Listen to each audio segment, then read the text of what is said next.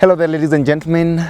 Welcome to another interesting episode of the Candy Talk. Many thanks for joining us. Well, I do hope that you are doing quite well. I'm here as usual with Professor Herman Manyora. Prof, how are you? Good. How is it going? Wonderful. You look quite smart, they say.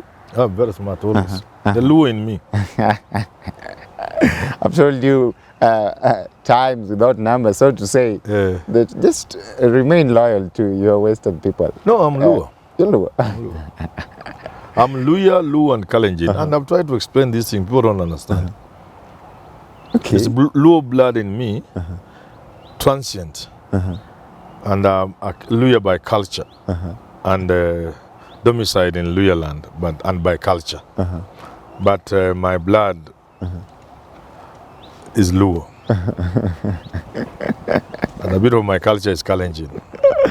A bit of your culture is Kalenjin. And in between being a Luo and a Luya, my people were Kalenjin. You know, the history is there for anybody to see. The history is there. Yeah. The people who came from Uganda, my people are still in a place called Kegumba. Those are like Luyas who are like Maragolis. Then they came through Lake Victoria, Rusinga Island, our names are there. Settled in Ugenya, that's why my people call themselves Jaugenya. Then from Ugenya they came to those Maragol hills, Dabwongo. And somehow between those who crossed over into Tiriki land, first became Kalenjin. By language and by culture. My grandfather and his brothers spoke Luya and Kalenjin and Luo. One of my grandparents, my grand uncle, spoke nothing but Kalenjin.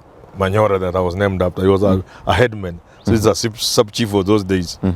Then we transited into being Tirikis and everything. So really, I'm many things. I'm what Kenyans should be. Those are very quite interesting, rich history. Of course, I think we should actually trace and record, because very less has been written about the history of our country and our people. Yes. And I think we should actually give these people the real history, verbatim, from those who know it pretty well. Correct. As I do trust you do, Prof.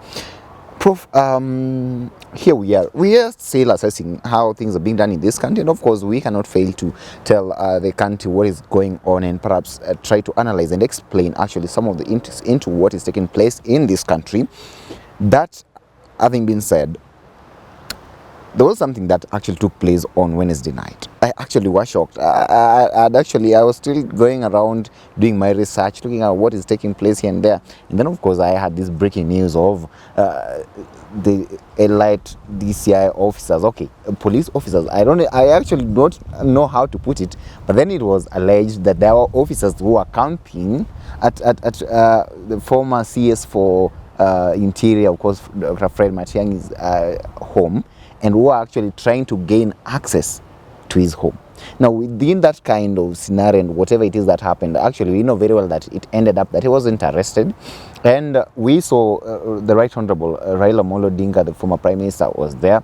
A battery of lawyers was also there, led by, of course, a number of lawyers who are actually said to be in the defense of CS Fred Matiang'i. And of course they came there saying that this is our client and you should actually do these things in the right place. The following day, dramatically, the DCI boss came and said, no, we did not send any officers there. The CS for Interior said there was no police officer who was sent there. Same to the IG, actually the Inspector General of Police also actually refuted all those facts. The Azimio side is saying these things are true, but the other side, I saw a number of Kenya Kwanza affiliated leaders come on forth and say, no, these things are forged, these things are fake. What are the teachers? So let me ask you from this point, do you think that this thing, was it real or fake? How would I know? I'm not in a position to know. I was not there. I've listened to both sides. I don't know how to. But these things sometimes happen. They happen to Miguna. If you look for video evidence, I don't know whether it is there. Does it mean his house was not under attack? They happened to Boniface Mwangi. They happened to Jimmy Wanjigi. So those who are looking for material evidence, sometimes it's not easy to have material evidence. It could happen, but in such a way that it's not possible for you to get the material evidence. The people could disappear before, when they sense there's the danger. We have seen police officers invading homes to arrest people. And when the situation looks terrible, they fold their tail and rush away. So, but one would argue that in this day and age, with CCTV cameras and everything, there should be at least some footage. But I don't know. And even I have no idea. Even if that footage was to be okay, of course I saw somebody that was a Buga Makori. Actually, for him, he gave pictures of the Land Cruisers, the police Land Cruisers that were there before the journalists came on board. So when the journalists came on board, and then a number of politicians started trooping therein, that is when he says that they actually left, because it now seemed impossible for that kind of stuff to be worked. But then, I'm trying to imagine, because I've looked at this issue, how easy is it for such kind of a stuff to be staged, and that would even warrant Raila at his age. The old man could leave his house all the way to go for it's difficult to believe. And even those asking for evidence, I saw some minister, we can call him a minister, but let's just say he's a minister, Mutua, saying, picture, and even half a picture, and if all they needed was pictures, photographs, whatever you call them, in this social media age, in this Photoshop age, what will be easier than showing? It'll be so. That shows this side could be saying the truth, because if somebody who goes out to look for evidence, somebody who knows what they are saying sometimes is not true. They want to convince a make-believe story. So assuming Matiang'i and the rest were faking this thing, what could have been easier than using modern technology, whatever you call it, ICT, to fabricate convincing evidence of Land Rovers moving video? They can do it.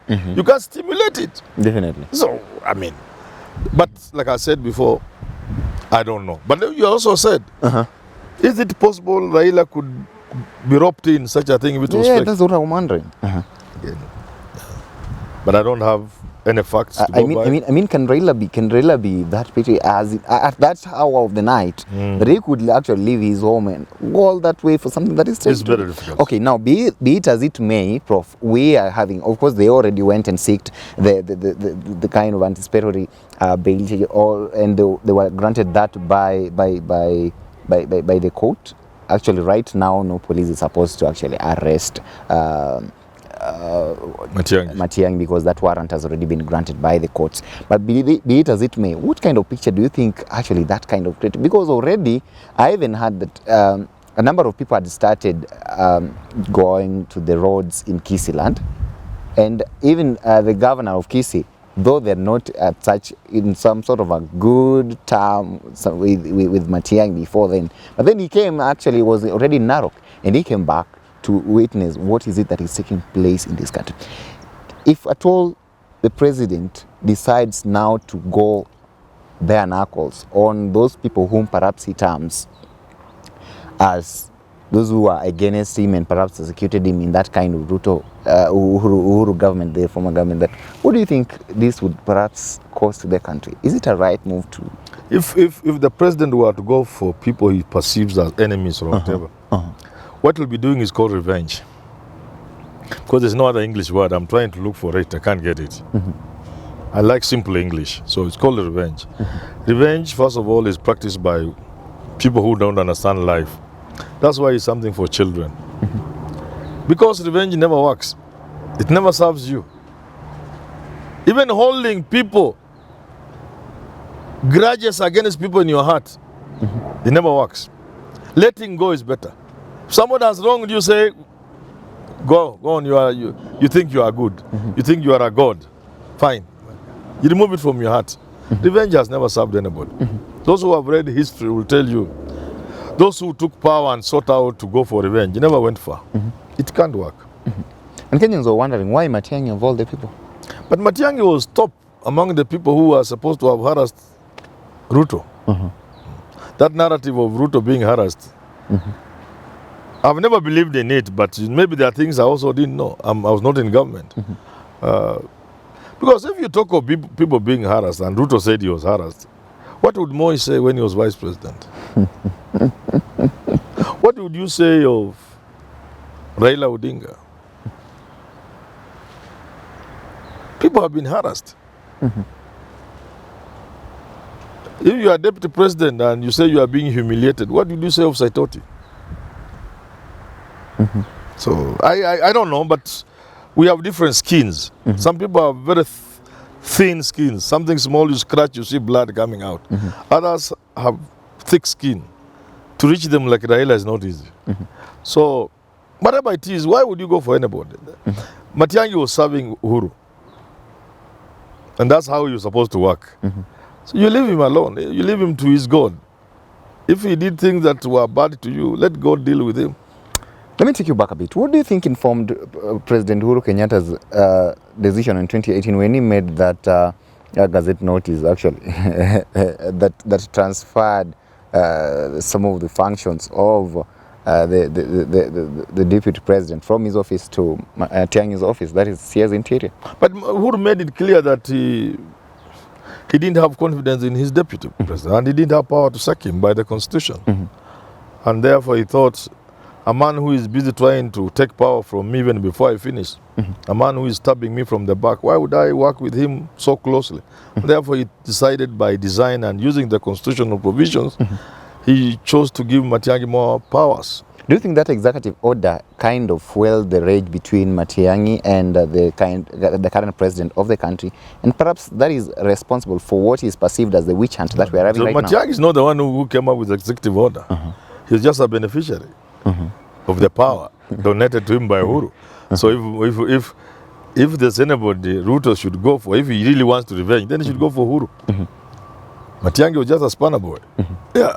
For someone who's headed a very critical ministry like the one for Interior, Yes. right now, and he's got, by the way, there's already an affidavit that is sworn, and he said that there were plans by the government to actually go after him, arrest him, or do whatever it is. Actually, that was even said by his lawyers, and even mentioned the name of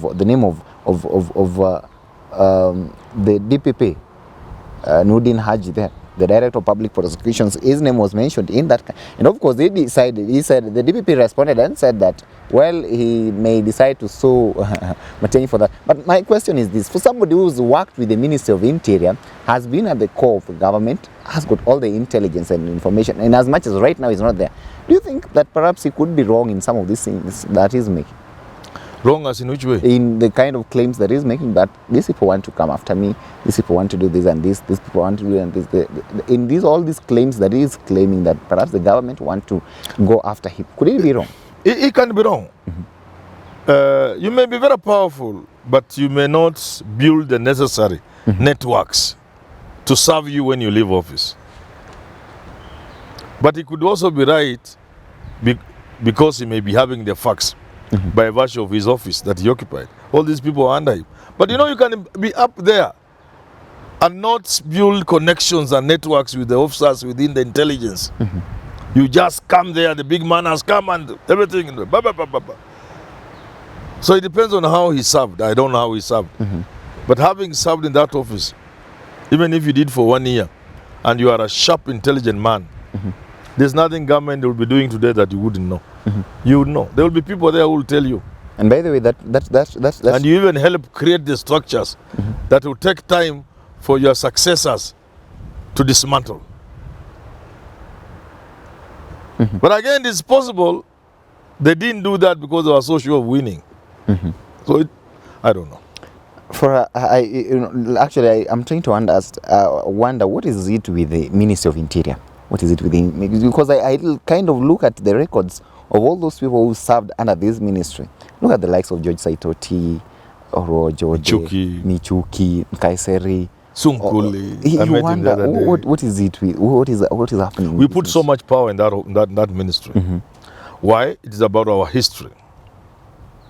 It's about the suppression of the olden days. It's about the old special branch. It's about the police that was rogue. It was about government using force. It was about, above all, about a provincial administration that was misused by presidents, Kenyatta, Moi, to really strangle the nation. You couldn't speak without fearing all-powerful chiefs. So all that power there and the relics therein is still domiciled within the Interior Ministry. There must be better ways of running the country than the way we are doing now using the Interior Ministry. There must be more modern ways. Decentralize power. I think one of the first things we need to do as we look at the Constitution is to bring governors and county governments into the security arrangement. I don't understand how we left them outside security. The governor in Ishaya Orengo is a person on the ground. He's Orengo as governor who knows and who feels the pinch of insecurity if there's insecurity. He must be at the center of security. So we must learn things like from America and other countries that have federal arrangements. Are you talking about devolving security in the country? Yeah, but not just foolishly and cheaply. We think about it. So we don't just say, move it from Nairobi to the county. No, I'm saying we think about it. We look at other people. How does the federal arrangement work in America? What are the sheriff, what is his work? Eh? What do the local police do? Vis-a-vis FBI. What is the role of CIA and the new security agency now they have?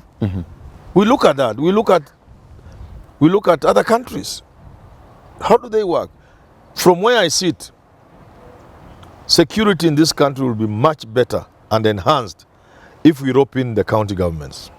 Yes. Politically speaking, if at all the president were to go after these people, do you think it will help build them or rather it will destroy them? It depends. You know, like Shakespeare said, some people are born great. Others are made great. Others have greatness thrust upon them and things of that nature. So opportunities can come and you don't use them. That thing of Matiang'i is big. Is very big. The Matiang'i who some people hated is no longer that Matiang'i. He's almost a national hero now. Actually, if you ask me, if Matiang'i were to make a stab at the presidency, he will have a much wonderful showing. You would be a force to reckon with. Oh, yeah. Actually, a big force to reckon with. He's my friend. I should look out for him and tell him to stand. Because one thing, and I talked about in a recent video, it's almost accepted now by everybody that to outsmart Ruto is not easy. So let us assume all these Raila rallies don't manage to shake Ruto. In 2027, do you think a politician can remove Ruto? Not really. People will be looking for somebody that brings different qualities, not a politician. Somebody who brings different qualities. Kenyans could go the American way. Americans have this special loving for tough guys. That's why, like when Colonel Powell, General Powell, successfully led the Americans into the Gulf War, people wanted him to run for office. Those kind of people, Americans love them. Tough Reagan and so on and so forth. So a Matiang'i presidential bid is something that can be earth-shaking in 2027 if Raila and the team Kinakalonzo do not manage to contain Ruto between now and then. None of them can manage Ruto. And especially as it is becoming increasingly clear, Raila will not run or may not run in 2027. It will be actually unwise for him to run.